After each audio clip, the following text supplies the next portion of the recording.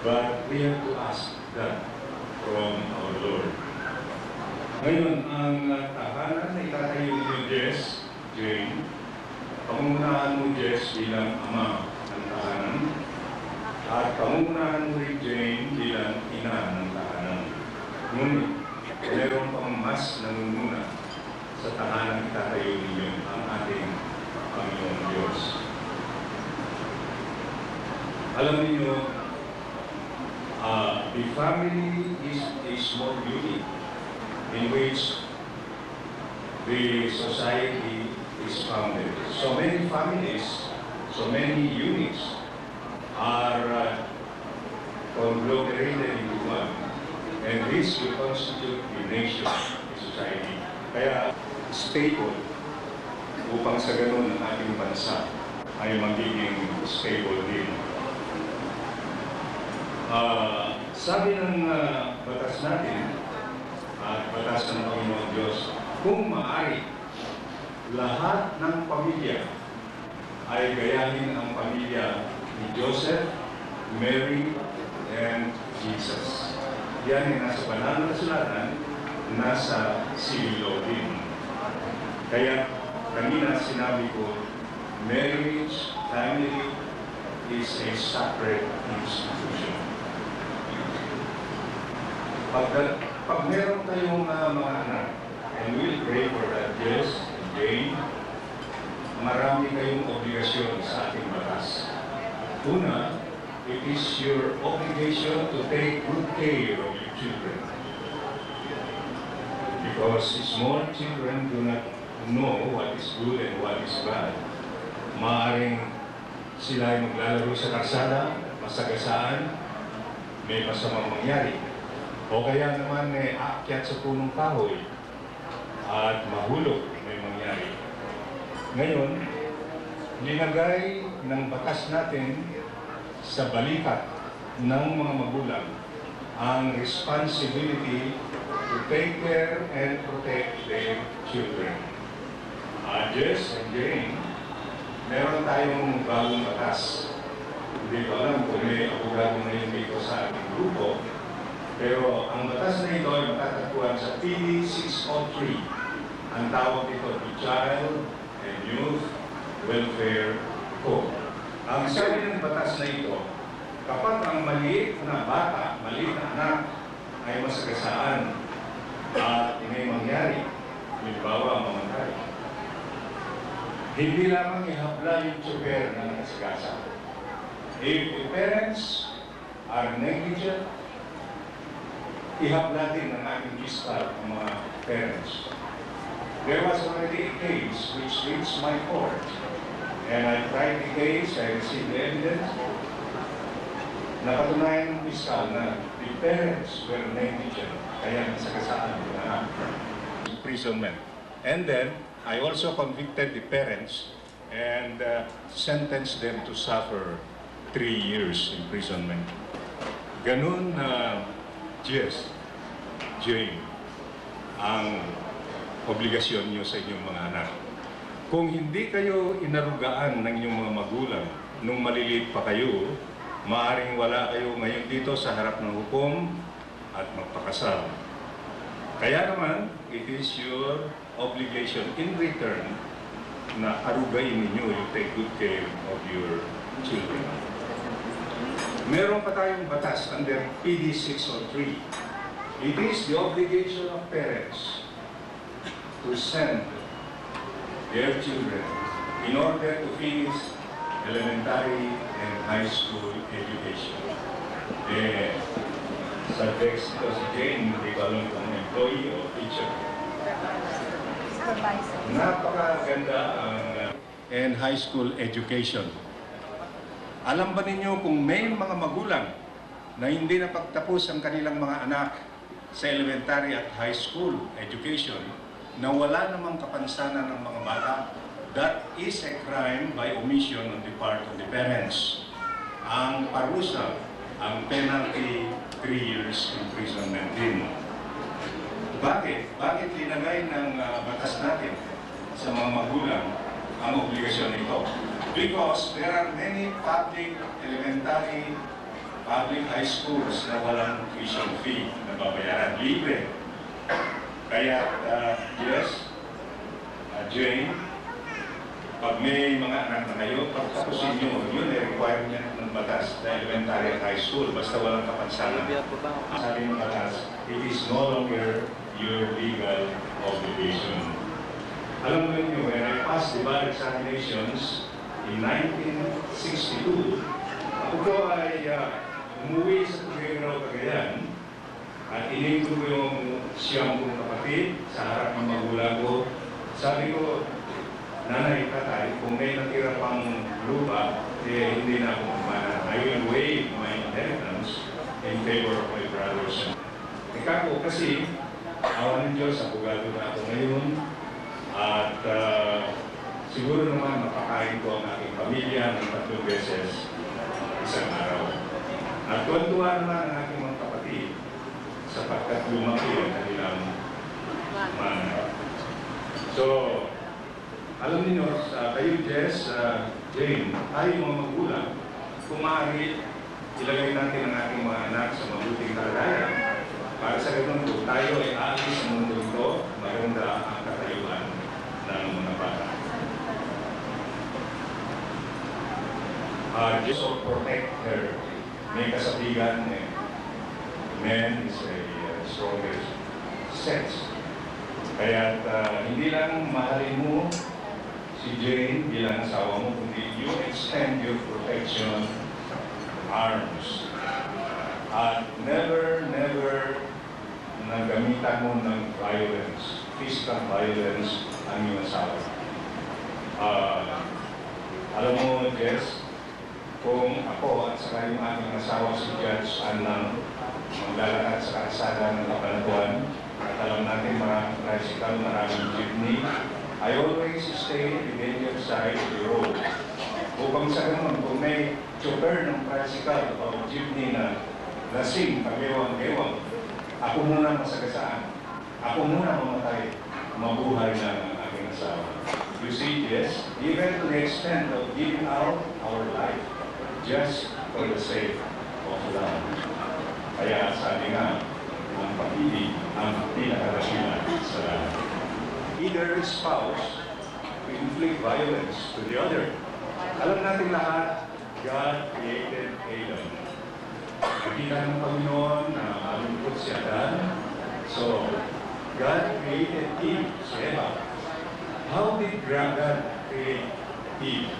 Hindi kumuha ang Panginoon Diyos sa buto ng paa ni Adan upang maging Eva so that the husband will kick his wife.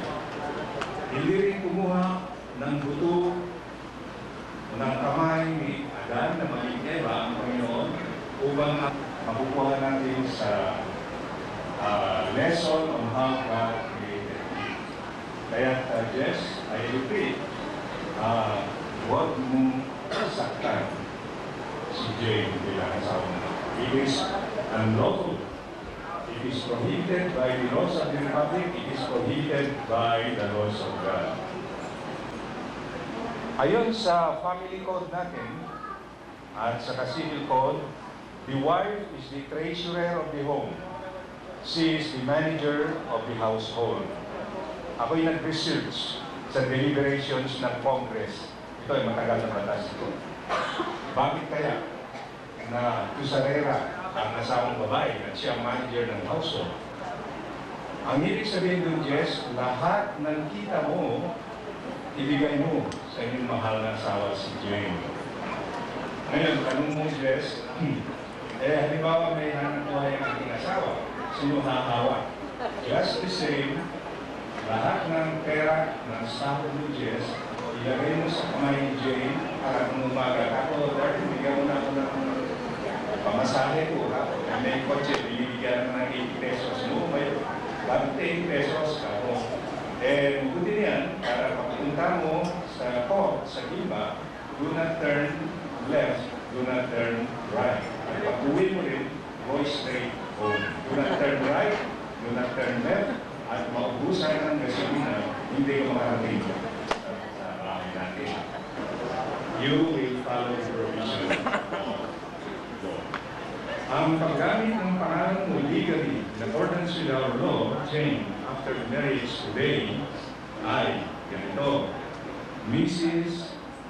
Jane M. Manuel hyphen Garcia.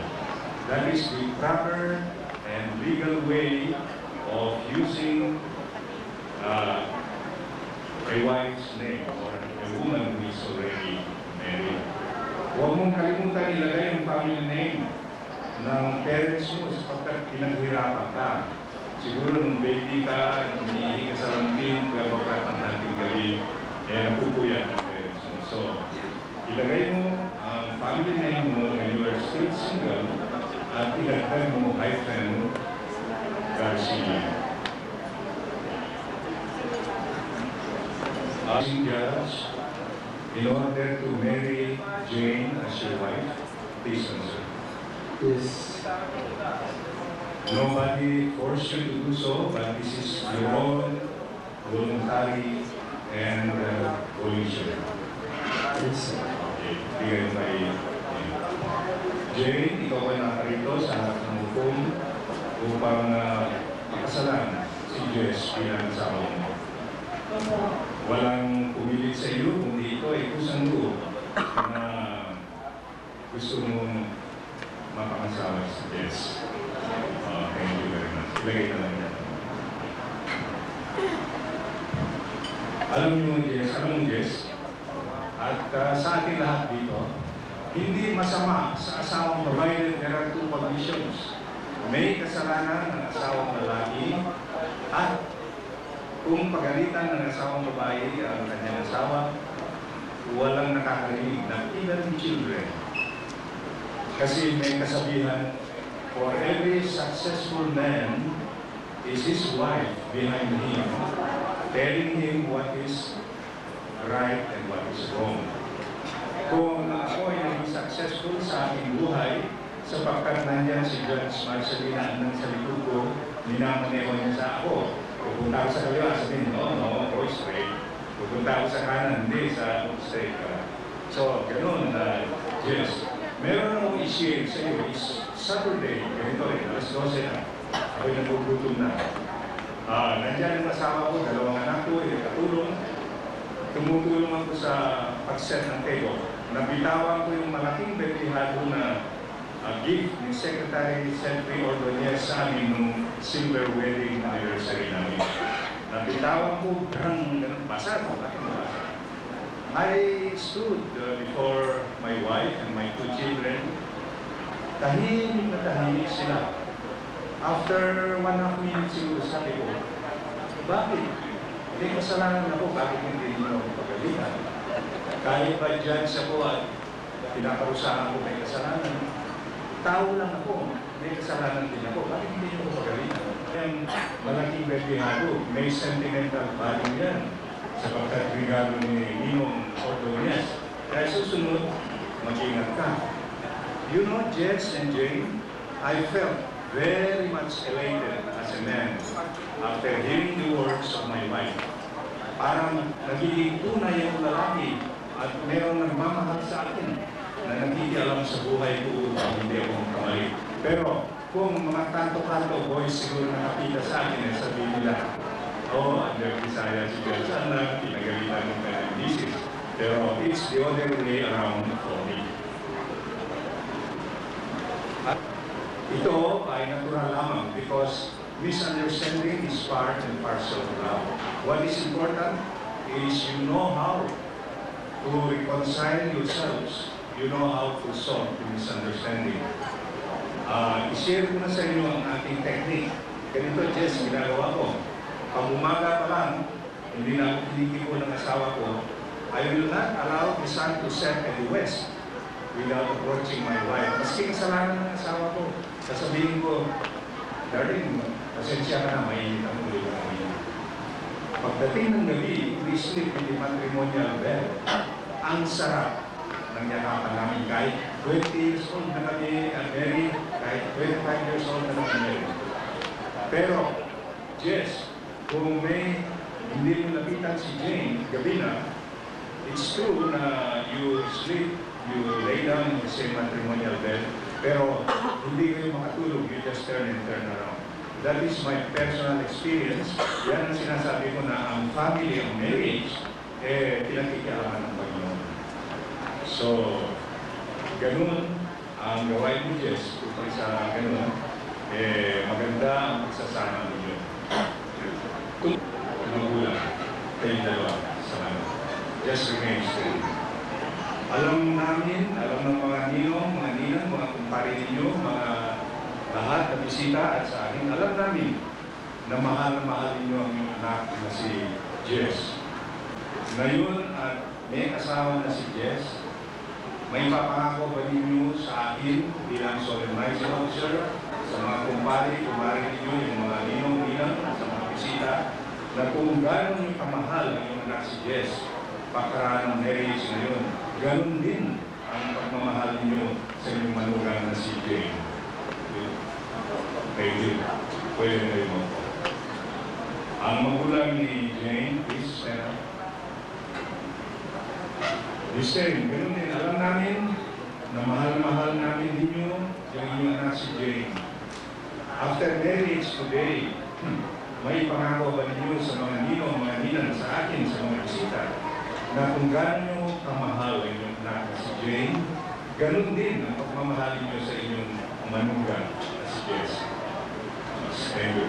Please sit down.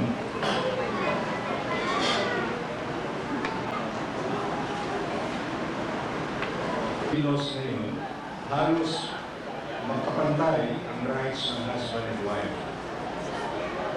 Ngunit sa banal na kasulatan, mayroong provision doon na gusto ko ulitin at you take note of this, yes.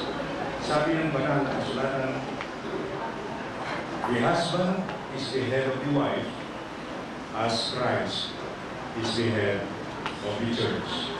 Kaya naging babaw pa rin, mas mataas pa rin ang asawang lalaki. Kung idaan natin sa banal na kasulatan. Pero, yes, tandaan mo, ang pagka-pangulo mo sa inyong asawa ay para sa mabuting bagay lamang. Kagaya ng ginagawa ni Jesus sa kanyang flock, sa kanyang church. So, halimbawa lang, yes, pupunta ng ligaw ka. Ang iba, halimbawa lang, hindi rin magagalit si Jay sa iyo. Sabihin mo, mahal sabi ni Johnson lang ako lang masusunod. Ako ang pabulo ng asawa ng pabulo mo ako. Yun hindi tama pangangaluhigan. Magiging pangulo ka lang sa inyong asawa, sa inyong pamilya, sa mabuting bagay. Medyo lumubuha si Jane. Jess, alam mo si Jane, napakaganda. Kaya mahalin mo siya. Kapukuhan ng iba, kundi sa kanya na lang ang magdala. Another verse of the Bible na ito ay napakaraming responsibility ng husband. Yes, boy, huwag kang iinom ng alak. Masama. Ba? Nakikita ka ni boy umiinom ng alak, hindi ka pakinggan ng mga. Kaya boy, huwag manigirilyo, bawal. Pero naninigirilyo ka, hindi mag-isa ang bahay. So, you set yourself as an example to your children. Hinihiling ko lang ang mga ninong, tatayo, please. Mga ninong, marami kayo, hindi ko na mabanggit ang inyong pangalan isa-isa. Dari parents. Kayo ang pangalawang magulang ng inyong anak si Jess at saka si Jane. Marami kayong obligasyon sa kanila. Kung may problema sila, lapitan ninyo at tulungan ninyo ang inyong anak. Ngayon, may ipapangako pa ninyo sa akin as solemnizing officer at sa mga bisita, sa mga ninang, na kayo ay handang ganapin o gampanan ang inyong obligasyon bilang pangalawang magulang ni Jess at saka ni Jane na anak niyo. Thank you very much. Maupo na po. Iniisip ko rin ngayon ang mga ninang na tumayo. Hindi lamang witnesses. Hindi lang kayo mga ninang ni Jess at saka ni Jane. Kundi kayo ang pangalawang magulang. You are the secondary parents o your inaanak, Jess, Jane. Ngayon, handa ba kayo na tulungan ang inyong anak? Kung may problema sila, handa ba kayong titignan ang kalagayan nila once in a while? Upang sa ganun maganda ang pagsasama nila bilang mag-asawa? Okay, thank you very much. Na balita ko kanina na si Jess pala he is a military man stationed in Fort Magsaysay. Si Jane, nasa military lang, nasa Texas. Medyo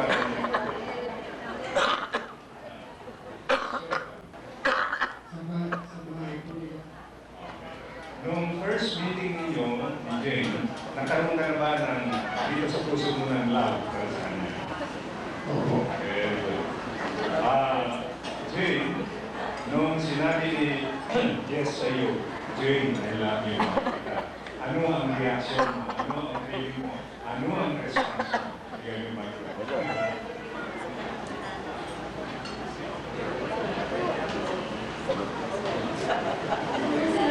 Sinabi ng kaya. Ibig sabihin, bumugkag ka agad sa puso niya. Well, thank you for answering the questions.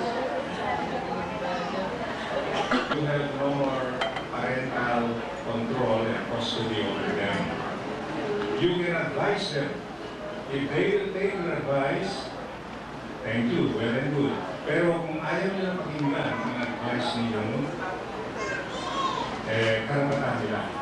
Huwag niyo pilit ang advice nyo sapagkat they have their own family na pangunahan nila.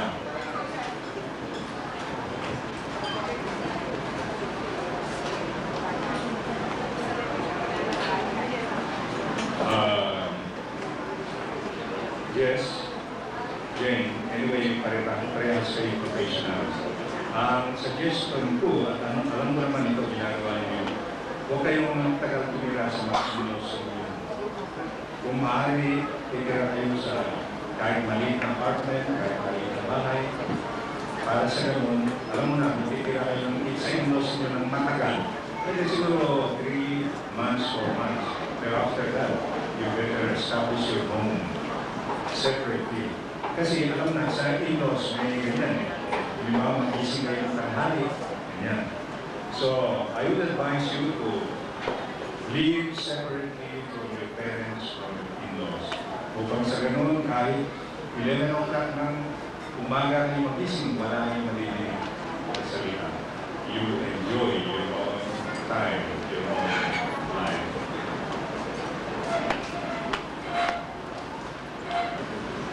Sagutin mo lang ang buwan, yes. Tinatanggap mo ba si Jane bilang asawa mo simula ngayon habang ikaw ay nabubuhay sa ngayon sa batas ng Republika ng Pilipinas at batas ng Panginoon Diyos? Opo.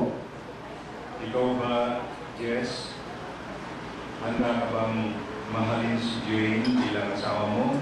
Sa kanya ka lang magdadaan at wala nang iba habang ikaw ay nabubuhay? Opo. Jess, after the marriage today, handa ka bang tuparin ang iyong obligasyon? Una, bilang father o ama ng tahanan ni tatay ninyo. Pangalawa, bilang asawa ni Jane. At pangatlo, bilang ama ng inyong magiging mga anak, bunga ng pagmamahal ninyo. Opo. Thank you. Jane, tinatanggap mo ba si Jess bilang asawa mo? Simula ngayon, habang ikaw yung bubuhay, sa ngayon, sa batas ng Republika ng Pilipinas at batas ng Panginoon Diyos. Jane, handa ka bang ibigay lahat ng iyong pagmamahal, buong puso, buong pagmamahal sa inyong asawa na si Jess, simula ngayon habang ikaw yung bubuhay? At ikaw ba, Jane, handa kang tuparin ang iyong obligasyon? Una, as the wife of Jess. Pangalawa, bilang ina ng tahanan ni tatay ninyo. At pangatlo, bilang ina ng mga anak na magiging anak ninyo bunga ng pagmamahalan ninyo. Okay, thank you very much. Magbigay ng about 2 sentences na advice sa inaanak ninyo. Isa na lang, and then isa sa mga ginagawa. Any volunteer from the male sponsors? Siguro si Dr. Castillo. Please kindly get the microphone and bigay ka ng advices. Kayong dalawa, magkaunawaan at laging mag-usap. Sapagkat sa pag-uusap, doon magkakaroon ng intindihan. Sabi nga natin, there should always be communication. So, everything on this earth. Thank you very much. Hinihiling ko rin ang isa sa ninang na magsalita. Advice niyo yung one. Ito na ang aking ma-advise. Irespeto ang bawat isa. You are two different persons with different needs, desires, and ambition. But just the same, you can respect each other for your lasting marriage. Thank you. May masisi.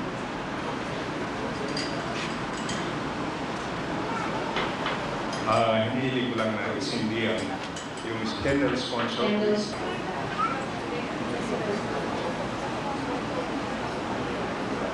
Please like it.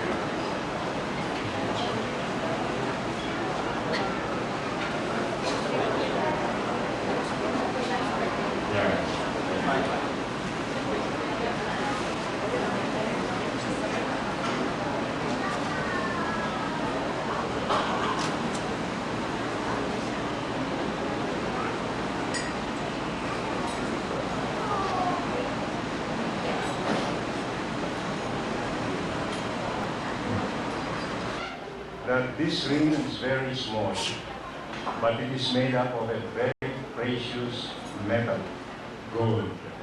You will also notice that this ring has no ending. This ring represents the love of Jane to her husband Jess. Ang kanyang pagmamahal ay very great, very precious, and endless love.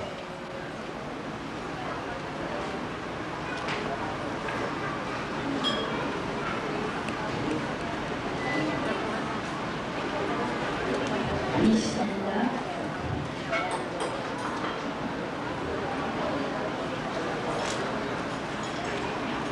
Yes, and I have here pero very, very precious metal.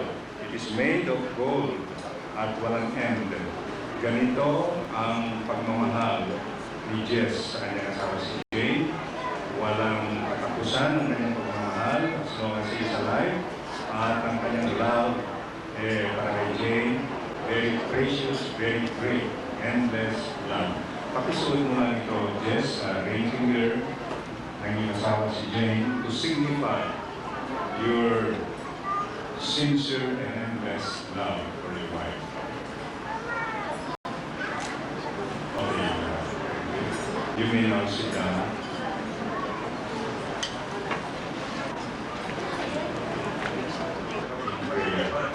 Kasi nandiyan si Jess and Jane. Sila ay kusang loob na pakasal kahit sa isang civil marriage lang. Hindi kagaya ng iba, nagsasama sa isang hubungan na hindi sila kasal. Jess and Jane, gusto ko lang sabihin ito. Civil marriage as well as religious marriage are both legal, lawful. Pero sa mga experience ako, meron ng kinasal. Sabi nila, Judge, sabi ng magulang, civil marriage muna. After that, magkaroon ng church marriage. Okay, that's okay. Ngunit yung lalaki magka-abroad, pupunta sa Australia. Nagpunta sa Australian Embassy sa Manila.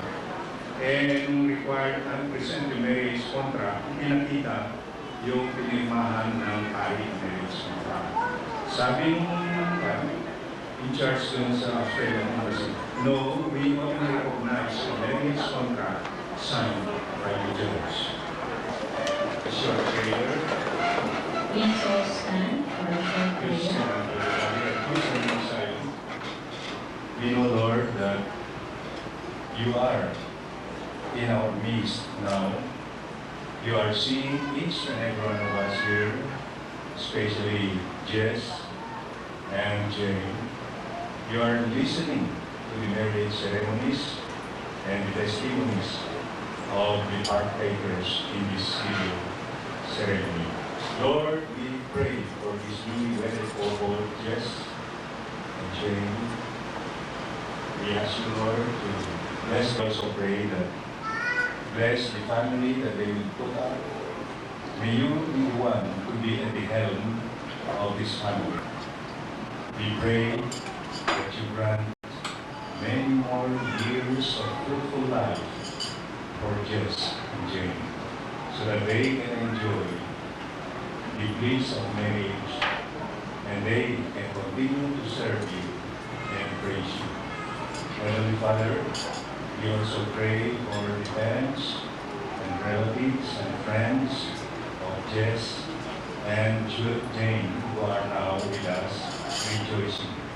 We also pray for the sponsors, the ninongs and the ninongs of these newly wedded children, inaanak sa kasal, and that they will always be there ready to extend whatever help they could give to this newly married couple. Bless also the parents of Jess and Jane. We are very proud, Lord, because you made them decide to marry one another and to glorify thy name. Heavenly Father, we also pray, bless this establishment, the venue of the marriage, which is the La Parilla. May this restaurant hotel be the channel of your blessings to strangers, to visitors who come and dine and live in this restaurant and hotel. We also pray for the employees of this establishment. And Lord, we pray that after this wedding, bless all the foods that we are going to partake together. May this food not only strengthen